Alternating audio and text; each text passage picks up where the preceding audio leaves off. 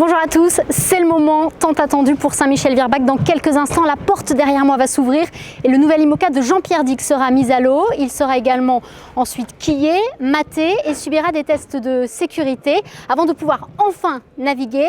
Des moments magiques, symboliques qu'on vous fait vivre en images. C'est parti.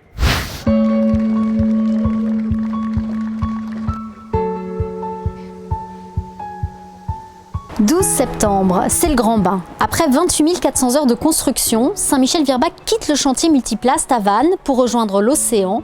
Enveloppée dans sa robe orange et bleue, la coque dévoile enfin ses courbes au grand public sous le regard ému de son skipper. Il y a énormément d'émotions et puis la fierté de mettre à l'eau un objet aussi technologique, d'une beauté aussi pure. C'est beau et savoir que je vais mener ce bateau avec tous ces gens derrière moi, c'est pas du tout le football. On n'a pas les supporters dans le stade, mais ils sont bien là et je les entends à chaque moment où je transperce les vagues, quoi.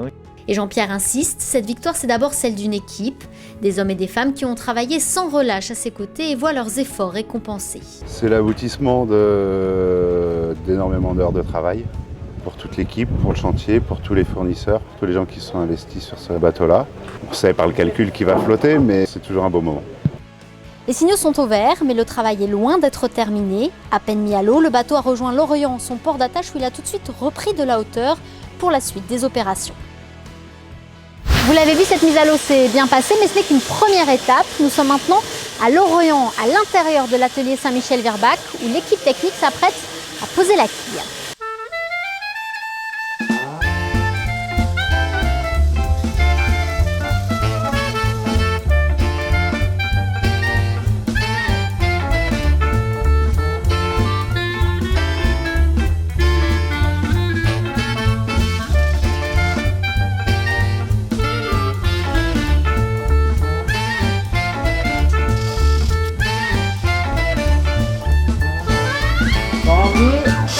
Un stop.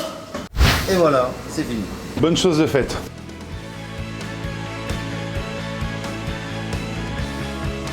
Sa quille bien accrochée, Saint-Michel-Virbac a repris le chemin des pontons pour une remise à l'eau.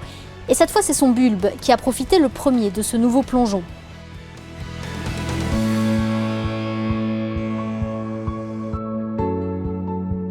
Puis Jean-Pierre, son directeur technique et son co-skipper se sont prêtés au jeu du test de retournement. Le principe, retourner le bateau à 180 degrés par le bulbe à l'aide d'une grue et vérifier que Jean-Pierre soit capable de le remettre à l'endroit en actionnant la quille sans aide extérieure, mais seulement après s'être assuré de pouvoir sortir par la trappe de sécurité placée à l'arrière du bateau. Le bateau s'est retourné à passer le test de jauge.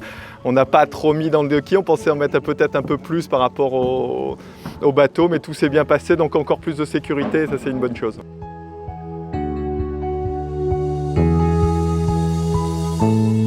Voilà pour les différentes étapes de cette mise à l'eau. La touche finale, c'est le matage qui est en train d'avoir lieu. Première navigation la semaine prochaine. À bientôt.